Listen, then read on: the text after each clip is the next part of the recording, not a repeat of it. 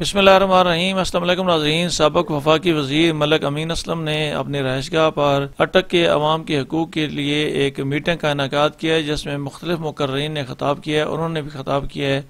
आपको ये रिपोर्ट दिखाता हूँ।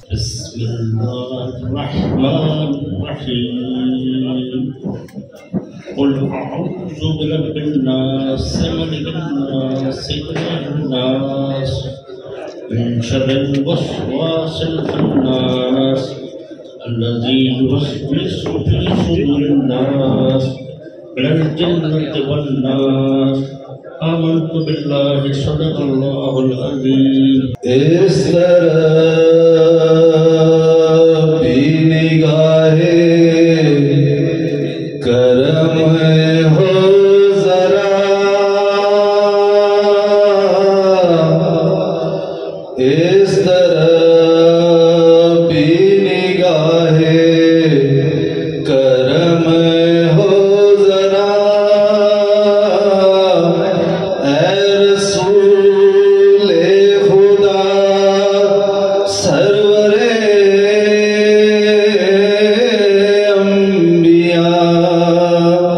हम कल भी सरेदार सदाकत की अमी थे, हम आज भी इनकार हकीकत न करेंगे, बन जाएंगे सुबह दरक शाम के प्यामी। हम काफिले शब की क़ियादत न करेंगे। कि जिला अटक के हुकूक के हवाले से आज आप जो यहाँ पर इकट्ठे हुए हैं, मैं समझता हूँ कि साबका अखबार में मलिक अमीन असलम ने जिस तरह अटक के हुकूक की बात की, वो अगर इन्होंने बात की तो वो आप हमारा इन पर कोई एहसान नहीं था। मैं समझता हूँ कि अटक की आज अवाम का एक ही आज ये आवाज है कि इंशाअल्लाह ताला मलिक अमीन असलम साहब आप असेंबली में आए और असेंबली के फ्लोर पर अटक के हुकूक की बात करें। मैंने ये आवाज जिस लेवल तक मेरी पोजीशन थी मैंने उठाई, अल्लाह जन्नत नसीब करे शुजा खानजादा को, उनको हमने एक पूरा प्रोग्राम बना के दिया था। शायद उन्होंने शहबाज शरीफ से डिस्कस भी किया था, मगर उन्होंने शहादत पाली तो प्रोजेक्ट जो हमारा प्रोग्राम था वो उसमें रह गया। मैं आपको सिंपली बताता हूँ कि आप लोग सारे के सारे बिजली इस्तेमाल करते हैं, आपके घर में मीटर लगा हुआ है। आजकल आपको तकरीबन 60 रुपए यूनिट पड़ रहा है। 60 रुपए यूनिट। 1 किलोवाट बराबर है 1000 वाट के, 1 मेगावाट बराबर है 1000 किलोवाट के। अब गाजी पर उठा 1450 मेगावाट बिजली जनरेट कर रहा है, जो अटक में पावर हाउस लगा है। अब अगर फी यूनिट में इसका 60 रुपए लगाऊं तो ये फी घंटा गाजी बरोटा की आमदन है 8 करोड़ 70 लाख रुपए। अगर आप मैं 8 करोड़ 70 लाख को 24 घंटे से जरूर दूं तो 24 घंटे में गाजी बरोटा की आमदन है 2 अरब रुपए। और मैं अगर एक महीने के 30 दिन लगाऊं तो 60 अरब बनता है, और मैं 12 महीने लगाऊं तो 7 खरब और 2 अरब रुपए बनता है। हमने कुर्बानी दी, हमें मिलना चाहिए। मकसद है कि देखे ना, अगर कोई चोरी करता है बिजली हमारे ऊपर डाल दी जाती है, जो भी है, हमें उससे कोई सरोकार नहीं है। हमारे सामने तो ये टारगेट है कि 7 खरब और 2 अरब रुपए गाजी बरोटा की आमदन। अगर इसमें से ये 700 अरब बनता है रुपया, फिर यूनियन काउंसिल जिस तरह मलिक साहब ने कहा है कि 10 करोड़ भी दे दिया जाए तो 700 अरब रुपए में कितना फर्क पड़ेगा? कुछ फर्क नहीं। देखिए, गाजी बरोटा जिधर से शुरू होता है और जाकर बरोटा के करीब खत्म होता है, दोनों तरफ ROW रखे गए, राइट ऑफ वे। उनके अपने प्रोजेक्ट को देखने के लिए रास्ते रखे गए। अगर वो पुख्ता हो जाए दोनों तरफ से, हमारी जमीनों तक हमारी रसाई, हमारे तकरीबन तमाम देहात तक हमारी रसाई ठीक हो जाएगी। अगर इधर स्पेशल तौर पे ये जो इलाका है 42 मौज़ियात जिला अटक के मुतासर हुए, 13 देहात जो है वो केपी के, इन 42 देहात में अगर एक इलादा बोर्ड बना दिया जाए और इसकी रॉयल्टी में से हिस्सा दिया जाए तो यकीन करें इतना मॉडल ये इलाका बन सकता है कि लोग कहेंगे कि हुकूमत को कहेंगे कि आए और आकर इस किस्म के मंसूबे हमारे मुल्क में बनाएं, हमारे इलाके में बनाएं, ताकि हमें क्या मिला? कुछ भी मिला। गाजी बरोटा तरक्याती इदारा हमारा है, मैं उसका टेक्निकल डायरेक्टर हूँ आज भी। यकीन करें, हमें वापडा ने जब इदारा स्टार्ट हो रहा था 10 अरब रुपए दिए, उसके बाद 10 अरब की आमदन से हम इदारा चलाते रहे। कुछ बाहर के इदारे हमें उस वक्त मदद देते थे, वो भी बंद हो गई और वापडा ने हमसे मुतालबा किया कि 10 करोड़ भी हमें वापस कर दो। मतलब है कि आखिर बनाया आपने इसलिए था इदारा कि लोगों की फलाह महदूद होगी। वो इदारा अभी महदूद आमदन से जो कुछ कर सकता है कर रहा है, मगर मलिक साहब इसके लिए हमें पूरे जिला के लेवल पे और खास तौर पे ये जो इलाका है और गश्ती से लेकर बरोठा तक तकरीबन पूरा छच और ये सरवाले का इलाका, इनके लिए इन्होंने तो खास तौर पे आवाज उठाई कि हमें अपने हकूक मिलने चाहिए। और ये आपके सामने कोई बंदा अगर मेरे सामने बैठता है, मैं उसके साथ में डिस्कस कर सकता। मलिक साहब, फिर अक्सर हम बात करते हैं कि छत के पानी की निकासी, बारिशी पानी आता है, बड़ी खराबी होती है। गाजी बरोठा किस लिए है? मैं आपको प्रोजेक्ट दे सकता हूं कि आप हमारा बारिशी पानी इसमें डाल दें, क्या फर्क पड़ेगा? आप हसास इदारे के इलाके में कामरे में तो उसको डाल सकते हैं गाजी बरोठा में। मैंने खुद 3-4 जगह पे जो पानी है वो डलवाया है। अगर आप वो पानी डलवा दें तो आपका छत इससे महफूज है। छत के इस पानी को आगे ले जाने के लिए गाजी बरोठा के रॉयल्टी से ही आप पैसे लेकर इसको दरिया सिंध तक पहुंचा सकते हैं और हम अपने इलाके को बिल्कुल साफ और बीमारियों से पाक कर सकते हैं, क्योंकि ये मेगा प्रोजेक्ट हो सकता है सारा। तो हम बोलेंगे नहीं, हम शोर नहीं मचाएंगे, तो फिर कौन हमारा उस पर करेगा? गाजी के इलाके में, केपी में जो जमीनें थी वो लोगों को वापस दे दी गई, जिनका हमसे वादा था स्पॉइल बैंक्स का कि हमें वापस मिलेंगे। उन्हीं लोगों को वापस मिलेंगे जिनसे वो जमीनें ली गई हैं और उसी रेट पे वापस मिलेंगे। पंजाब में अभी तक एक मरला वापस नहीं। उसकी वजह यह है, कभी बैंक में माल है, कभी कौन सा प्रॉब्लम है, कभी कौन सा प्रॉब्लम है। इसके लिए मैं गुजारिश करूंगा, इस प्लेटफॉर्म से आप सब लोग इकट्ठे हैं, आपके जहन में ये आ जाना चाहिए और मैं प्रेस से खास तौर पर ये गुजारिश करूंगा कि इसको उठाएं और वो जमीनें लोगों को वापस दें, ताकि वो जो बंजर पड़ी हुई है उनमें ज़राअत बढ़े और मुल्क की आमदनी में इजाफा हो। अभी खान साहब ने बहुत अच्छी बातें की। इन्होंने वो टेक्निकल चीजें बताई हैं जो आम आदमी तक पहुंचनी चाहिए। हमारा जो जिला अटक है, ये एक बहुत जरखेज जिला है। अल्लाह पाक के फजलो करम से हमारे लोग भी यहां ईमानदार हैं, हमारे जिले के लोग वफादार हैं, हमारे जिले की जमीन से तेल निकलता है, हमारे जिले की जमीन से गैस निकलती है, हमारे जिले की जमीन के ऊपर हाइड्रो पावर प्रोजेक्ट लगा हुआ है।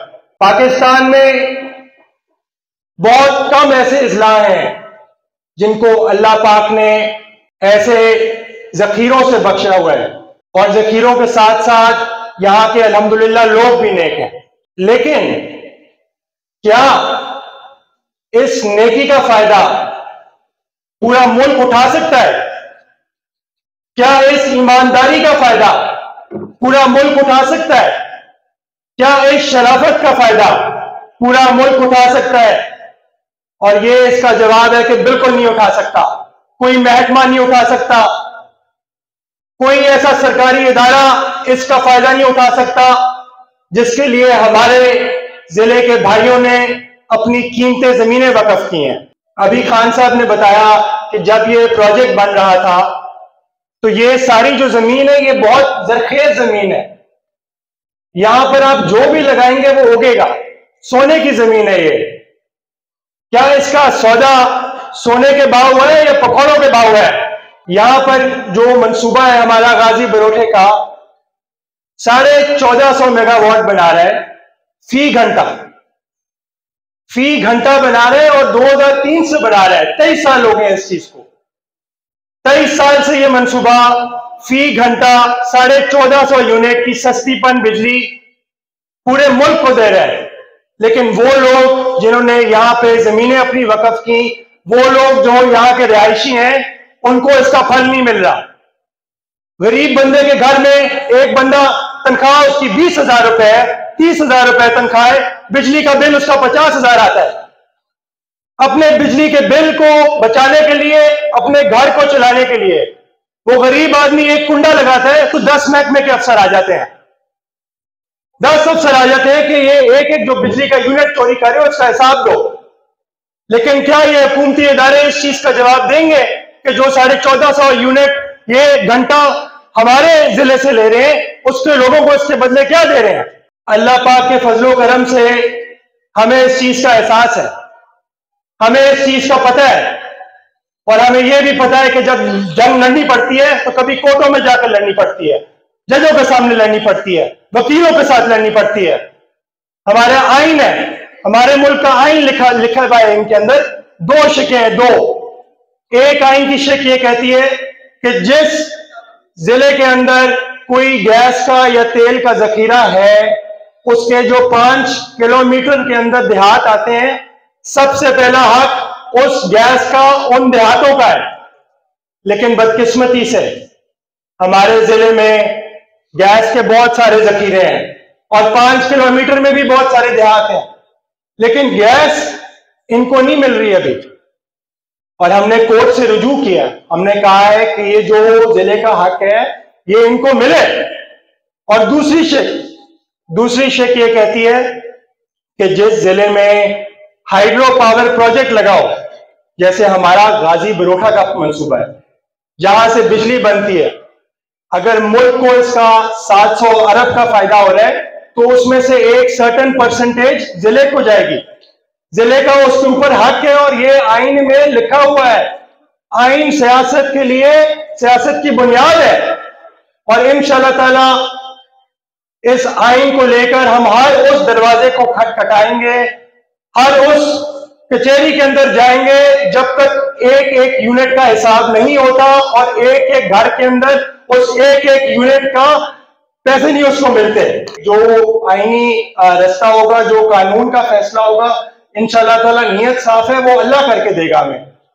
और जब ये इंशाअल्लाह हो जाएगा, अल्लाह खैर करे ये होए, इसके ऊपर अच्छा कोई हतमी फैसला है, आइन का फैसला है, कानून का फैसला है, तो जो इसमें से रॉयल्टी होगी फी यूनियन काउंसिल 10 से 15 करोड़ रुपए बनेगी और उससे हमारा सबसे जिला टॉप के ऊपर आएगा पाकिस्तान के अंदर। हमारे इलाके से मुंतखब नुमाइंदे थे सरदार सिकंदर यार पाकिस्तान पीपल्स पार्टी से, और उनके साथ मैं यहाँ आता था और उनकी और सरदार एहसन साहब की अनथक मेहनत के साथ इस इलाके को अल्लाह के फजल करम से अरबों रुपए का फायदा, और ये फायदा सिर्फ उस वक्त के लिए नहीं था, ये फायदा था आने वाली नस्लों के लिए, जिला अटक के अवाम के लिए, पाकिस्तान के लिए। और मैं उस वक्त से ये सारे मामला अपनी आंखों से देख भी रहा हूँ और मैं सुन भी रहा हूँ, और मैं ये समझता हूँ कि हमारी कहानी यहाँ से खत्म नहीं होती, बल्कि इससे आगे और भी बहुत है। जिस वक्त बरसगीर पाक व हिंद में ईस्ट इंडिया कंपनी आई तो उन्होंने मुख्तलिफ चीजों की, मादियात की तलाश की, मुख्तलिफ बिजनेस किए, जिसमें तेल और गैस की तलाश भी उन्होंने की। और वो 1915 में वो सबसे पहले हमारे जिला अटक में आए खौड़ के मुकाम पे, और 1917 पे पहला वेल कामयाब हुआ। तो आप ये देखें कि जिला अटक बरसगीर पाक व हिंद का वो जिला है जिसमें सबसे पहले तेल और गैस दरियाफ्त हुआ। पंजाब का ये वाहिद जिला है जहाँ पे तेल और गैस के जखायर के अलावा बिजली भी यहाँ बनती है। और मैं ये समझता हूँ कि शायद मेरे ये साथी भाई वो वक्त याद हो जब मैं जिला काउंसिल में होता था, मैंने उस वक्त भी कहा था कि हम कालाबाग डैम बनाने के लिए सबसे पहले को पानी देने को तैयार। कालाबाग डैम हमारे मुल्क की जरूरत है, वो बनाए, लेकिन उसके अंदर बहुत से वो लोग बोल पड़े जिनका जिला अटक से बहुत कम नुकसान था। डिस्प्लेसमेंट सबसे ज्यादा जिला अटक की थी, जमीनें सबसे ज्यादा जो जेरे आब आनी थी वो जिला अटक की थी, लेकिन बाकी लोगों ने अपने सियासी मंशूर के तहत उसका नाजायज फायदा उठाने की कोशिश की। सिंधियों ने एक ऐसा मुकर्रा किया जिसकी कोई बुनियाद ही नहीं, जिसकी कोई हकीकत नहीं। लेकिन काश कालाबाग डैम बन जाता तो हमारे मुल्क के लिए बहुत बेहतर होगा। और आज सीपेक का जो नक्शा बनाया गया, जो हकला से डेरा इस्माइल खान जा रहा है, उसको ऐसे तरीके से डिजाइन किया गया जिसपे काला बाग डैम के बनने का इम्कान नामुमकिन हो जाए। इस चीज का मुझे बेतहार दुख है।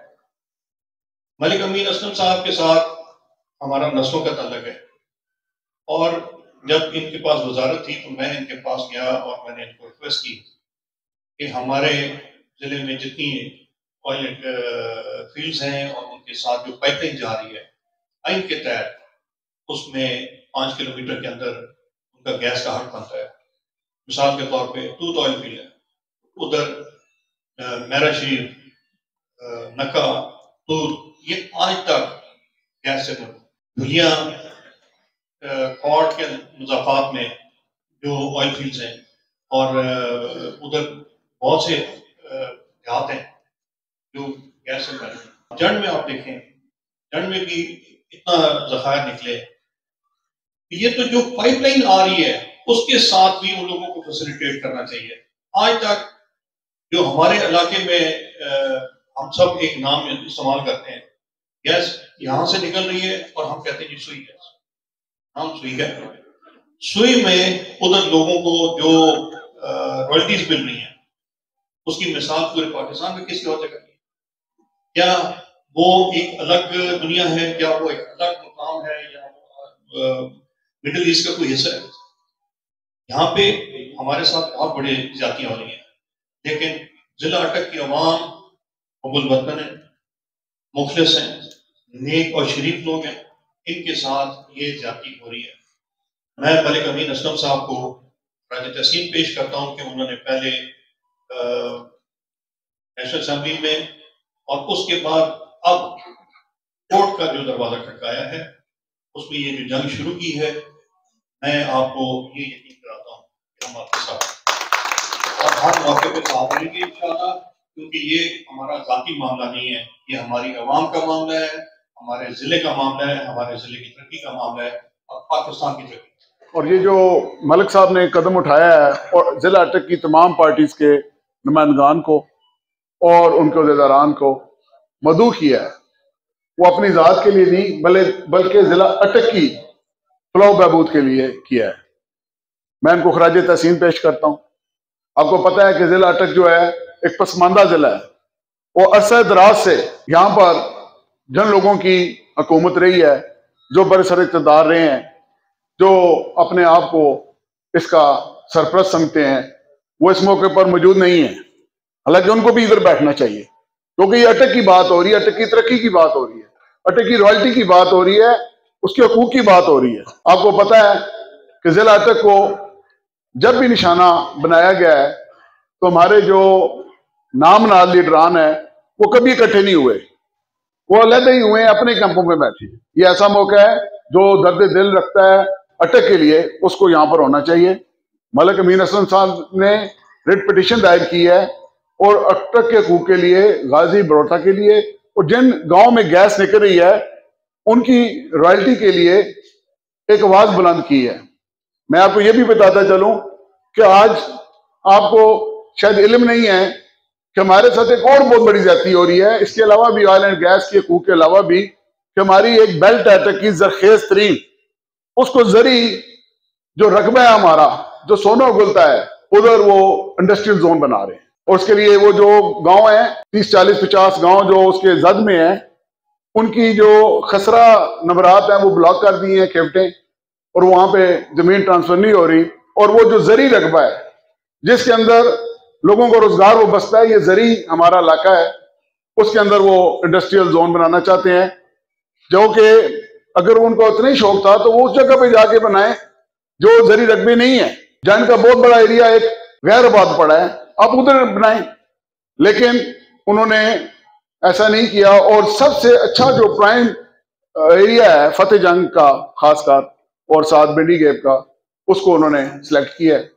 उसके खिलाफ सरदार श्री मैदर खान साहब, इसी तरह जिस तरह आज मलिक अमीन असलम साहब ने हमें बुलाया है, वो वहां के नुमाइंदगान जो थे उनका ताल्लुक पीपल्स पार्टी के साथ नहीं था, लेकिन शेरी रहमान साहबा के साथ जो सेनेट की मेंबर हैं और नैयर बुखारी साहब जो हमारे जनरल सेक्रेटरी, उनके पास वो लेकर गए ताकि सेनेट में इसकी आवाज बुलंद की जा सके और सेनेट में इसको बताया जा सके कि आप हमारे हकूक को सल्ब मत करें, उस पर डाका मत डालें। ये अटक की जो अवाम है उसका जो दर्द है वो अपने दिल में रखते हैं। इन्होंने हमेशा मुस्बत सियासत की है, पॉजिटिव सियासत की है, इन्होंने कभी नेगेटिव सियासत नहीं की, कभी भी किसी को फजूल नहीं ललकारा, बल्कि इन्होंने काम किया है और काम करके दिखाया है। और मलिक शमशेर साहब ने यहाँ पर जो बातें की हैं, मैं बड़ा खुश हुआ हूं कि बड़ी पॉजिटिव इनकी भी सोच है। और जिस तरह एहसन खान साहब ने आपको बताया कि यहाँ पर खरबों रुपए की आमदन हो रही है, क्या वजह है कि उसकी रॉयल्टी हमें नहीं मिल रही? क्या हम लोग जाहिल हैं, अनपढ़ हैं, हम इसके अहल नहीं हैं? और जिस तरीके से इन्होंने पर यूनिट का हिसाब करके बताया, मैं समझता हूं कि अगर ये तमाम रॉयल्टी हमें मिले तो ये जो हमारा जिला अटक है, जो खंडरात की सूरत में आपके सामने है, सड़कों की हालत देखें, यहां पर बिजली की हालत देखें, यहां पर बुनियादी सहूलियात की असल हालत देखें तो सिफर है। और जो बरसर इक़्तिदार रहे हैं उनसे कोई बंदा पूछने वाला नहीं है कि सन 85 से आप लोग इधर और पिछले कई सालों से आप लोग इधर हुक्मरान हैं, आपने इन लोगों को हकूक क्यों नहीं दिए? अगर इनके हकूक की बात हुई है, इनकी जुल्म और ज्यादती की बात हुई है और इंसाफ का अगर परचम बुलंद करने की कोशिश की गई है और आज एक प्लेटफॉर्म मुनक्कद किया गया है तो वो मलिक अमीन असलम ने किया है। मैं इनको अप्रिशिएट करता हूं, इनको दाद देता हूं। जितने आप दोस्त यहाँ पे मौजूद हैं, ये जितने साफी भाई बैठे हैं, सब मेरे जानने वाले हैं, सारे जाने पहचाने चेहरे हैं। आप एक ऐद करें कि आज इस तारीख का जो आगाज यहाँ से हो रहा है, एक प्लेटफॉर्म से हो रहा है, इसमें हमने कोई पार्टी या ग्रुप या दड़ा या नजरिया नहीं रखना, हमने अटक की जंग लड़नी है, उसके लिए अपना सर कटाना है, उसके लिए आगे बढ़ना है इंशाल्लाह। और इंशाल्लाह मलिक अमीन असलम साहब, आपकी नीयत साफ है, आप अटक के हकूक की जंग लड़ना चाहते हैं, आपकी पॉजिटिव सोच है, आपने हमेशा पॉजिटिव सियासत की है, इंशाल्लाह ताला आप ये जंग जीतेंगे इंशाल्लाह। और इस प्रोग्राम का मकसद एक बड़ा मखसूस मकसद है जो शायद अटक की सियासी तारीख में शायद इस तरह का प्रोग्राम पहले यहाँ पर नहीं हुआ। मकसद सिर्फ एक है कि अटक की आवाम को ये बताया जाए कि आइन के अंदर उनके हकूक क्या है और आया वो हकूक उनको मिल रहे हैं कि नहीं मिल रहे हैं। किसी मुल्क का भी जो आइन होता है वो एक मुकद्दस डॉक्यूमेंट समझा जाता है और इसकी वजह इसलिए ये है कि आइन एक मुआहदा होता है। आइन ये नहीं होता कि कोई कागज का टुकड़ा है जिसको आप फाड़ कर फेंक दें, ये एक मुआहदा होता है अवाम और रियासत के दरमियान, जहां पर अवाम के ऊपर कुछ जिम्मेदारियां डाली जाती हैं कि आपने कानून की बालादस्ती को मानना है, आपने कानून अपने हाथ में नहीं लेना, आपकी हिफाजत रियासत करेगी, लेकिन आपने इस कानून के दायरे में रहकर अपनी जिंदगी गुजारनी है।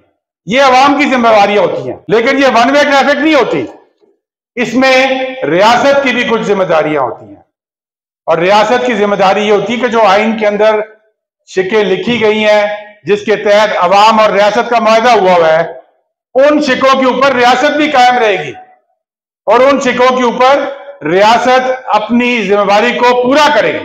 तो आज मैं ये बताना चाहता हूं कि हमारा जिला अटक इस वक्त पंजाब का सबसे पसमानदा तरीन जिला समझा जाता है। लीस्ट डेवलप्ड डिस्ट्रिक्ट्स के अंदर अटक का शुमार होता है। जब लिस्टें बनती है ना कि कौन से जिले डेवलप्ड हैं, कौन से लेस डेवलप्ड हैं और कौन से लीस्ट डेवलप्ड हैं, यानी कि सबसे कम डेवलप्ड हैं, उनमें अटक का शुमार होता है लीस्ट डेवलप्ड डिस्ट्रिक्ट्स में, LDC कहते हैं उसको। लेकिन ये वही जिला है जो कि इस मुल्क को और इस सूबे को और पाकिस्तान को सबसे ज्यादा वसाइल दे रहा है। अगर आप मेरे से पहले खान साहब ने बात की, जमीन खान साहब के एरिया से गैस निकलती है, हमारे जिले ने गैस और तेल जो कि सबसे कीमती एक असासा होता है किसी भी मुल्क का, तो पंजाब के अंदर और पाकिस्तान के अंदर सबसे पहला जो कुआं है वो खौर में खोदा गया।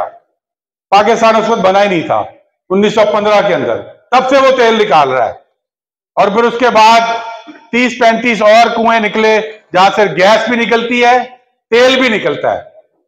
इसी तरह जिस तरह मेरे से पहले बताया गया कि हमारा वो जिला है जो कि पंजाब के अंदर वाहिद जिला है जहां पर हाइड्रो पावर प्रोजेक्ट लगा हुआ है। 2 और बड़े प्रोजेक्ट हैं, बंगला डैम, तरबेला डैम, वो केपी में आते हैं। पंजाब के अंदर सिर्फ एक जिला है और वो जिला है अटक।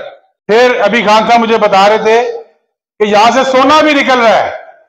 यहां पर मेरे बुला मंसूर गांव के कुछ दोस्त आए हुए हैं, उनको पता होगा, हाजी शाह वाले बैठे हुए हैं, कि अटक जिले के अंदर जमीन से जो दरियाए सिंध की जमीन है जो उसकी तय है, उसके नीचे से सोना निकाला जा रहा है। अरबों रुपए का वो सोना है और उसके ठेके भी अरबों रुपए के हुए भी हैं। तो ये सारे जब वसाइल हम दे रहे हैं पाकिस्तान को, तो फिर हमें वापस क्या मिल रहा है?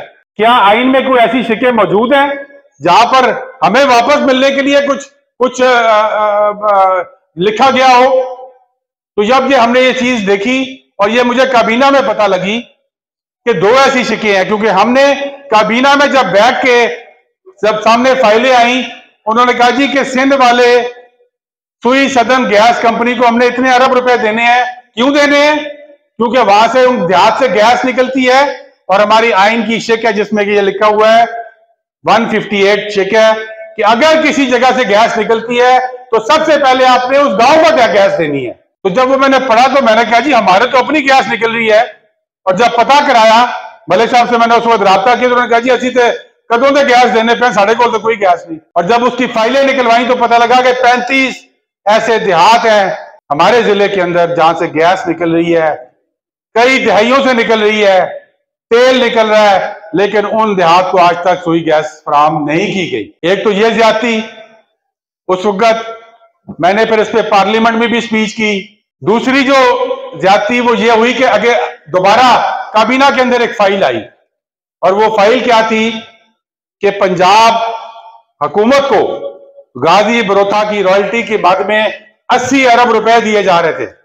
हमारी काबीना ने वो फैसला किया था।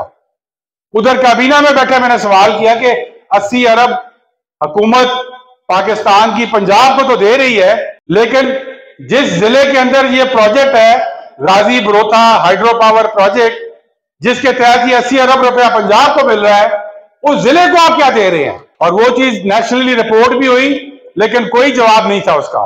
खैर उसके बाद मैंने पार्लियामेंट में भी बात की, ये काबीना में भी बात की, प्राइम मिनिस्टर इमरान खान साहब को मैंने खत लिखा, उसके अंदर मैंने ये डिटेल भेजी और उनकी मेहरबानी की उन्होंने इस पर डायरेक्टिव इशू किए। उन्होंने दोनों चीजों पर डायरेक्टिव इशू कर दिए। ये फौरन किया, उन्होंने पहले चेक कराया कि भाई ये वाकई ये सच कह रहे हैं कि झूठ कह रहे हैं, और पता लगा कि सच्चाई हमारे साथ थी। उसके बाद डायरेक्टिव इशू हो गए प्राइम मिनिस्टर के कि फौरन ये काम दोनों किए जाएं, लेकिन वो काम आज तक नहीं हुए।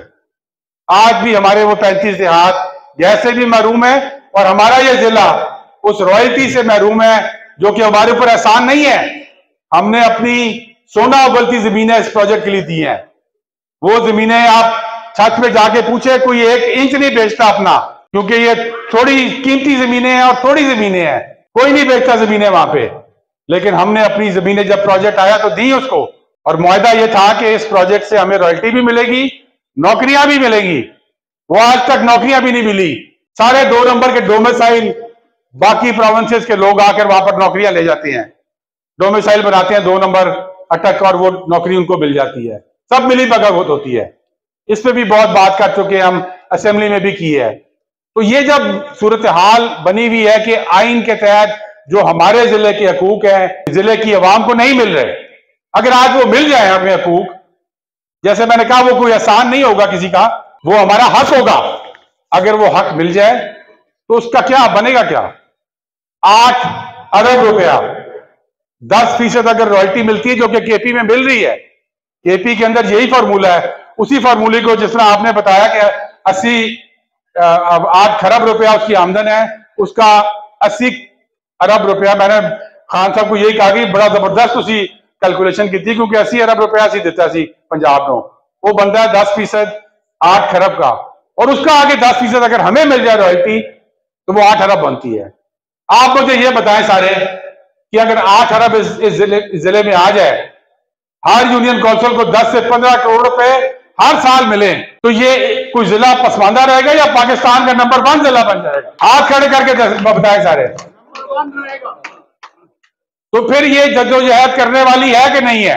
तो इसीलिए हम जद्दोजहद कर रहे हैं कि आपके ये तमाम जो MNA MPA बनते हैं लोग, मैं भी बना हूं MNA, और जाके कुछ करोड़ों के लिए जाके कभी प्राइम मिनिस्टर के तरले करो, कभी चीफ मिनिस्टर के तरले करो, और फिर बड़ी मुश्किल से वो फंड मिलते हैं कुछ करोड़ रुपए।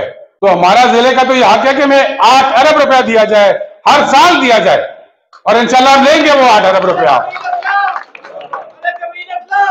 तो इंशाल्लाह इस मकसद के लिए ये एक सियासत से बड़ा मकसद है, सियासत से बहुत बड़ा मकसद है, जिसमें अल्लाह ताला का मैं शुक्र अदा करता हूं कि उसने तौफीक भी दी और ये मौका भी दिया कि मैं अटक के अवाम के लिए इस मकसद के लिए खड़ा हो सकूं।